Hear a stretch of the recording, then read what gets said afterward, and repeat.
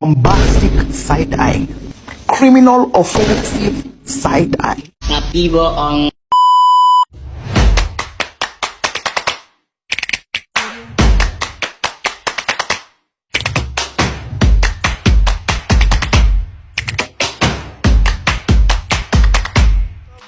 Halo semuanya, Assalamualaikum warahmatullahi wabarakatuh.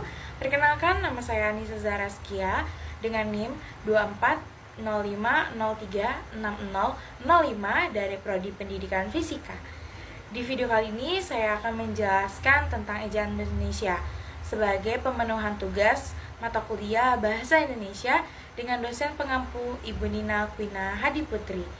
Mari simak video selanjutnya.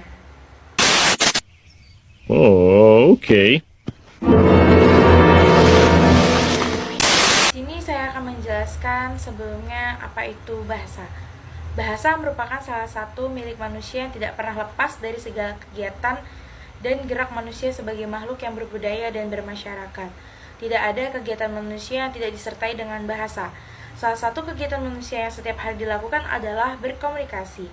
Dalam komunikasi, bahasa memiliki peranan penting untuk menyampaikan suatu berita. Bahasa Indonesia sudah lahir sejak dulu dan sudah dipergunakan masyarakat Indonesia sebelum kemerdekaan, bahkan jauh sebelum itu. Masuk ke dalam pengertian ejaan.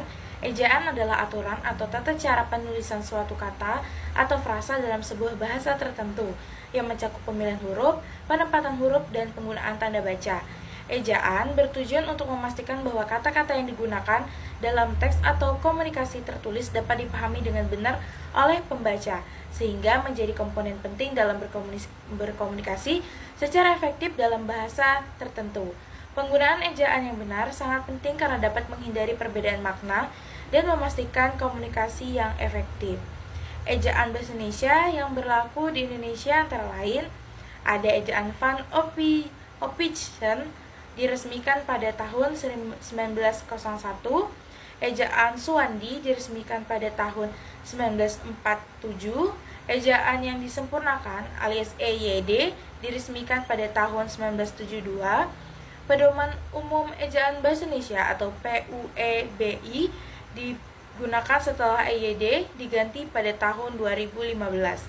Ejaan Bahasa Indonesia atau EBI digunakan sejak tahun 2015 hingga 26 November tahun 2022 dan EYD edisi kelima digunakan kembali sejak 16 Agustus 2022.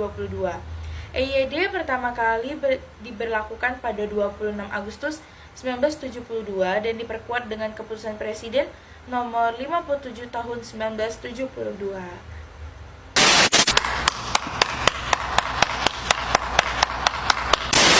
Adapun perbedaan ejaan yang disempurnakan atau EYD dan Pedoman Umum Ejaan Bahasa Indonesia atau PUEBI antara lain adalah penambahan huruf vokal diftong EI di PUEBI sedangkan di EYD hanya memiliki 3 diftong yaitu AI, AU, dan AO.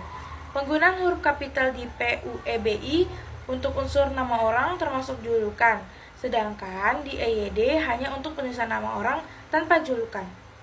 Tanda elipsis atau titik 3 di dalam kurung di PUEBI digunakan untuk menunjukkan bagian yang dihilangkan dalam kalimat atau kutipan, serta untuk menulis ujaran yang tidak selesai di dalam dialog. One eternity later. Adapun tujuan atau alasan dari berubahnya pedoman EYD menjadi PUEBI adalah karena adanya kemajuan teknologi dengan seiringnya kemajuan zaman dan untuk menetapkan fungsi dari bahasa Indonesia itu sendiri. Atas dasar alasan itu, PUEBI pun hadir sebagai jawaban atas kemajuan bahasa Indonesia di negeri ini dengan lebih lengkap. Beberapa hal yang menjadi isi dalam PUEBI meliputi penggunaan huruf, penggunaan kata, penggunaan tanda baca, serta penggunaan kata serapan.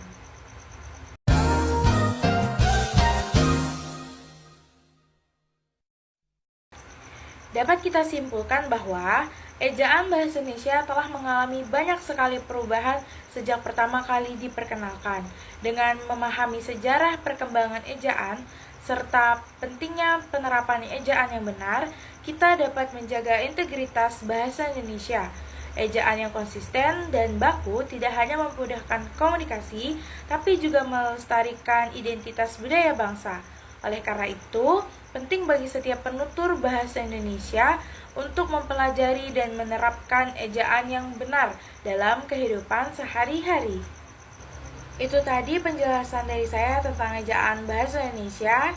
Sekian dan terima kasih. Wassalamualaikum warahmatullahi wabarakatuh. Bye-bye semuanya.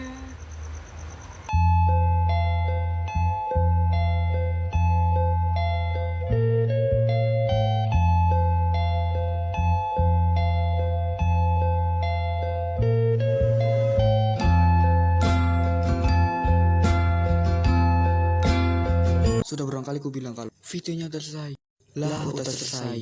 Bye bye sepuh.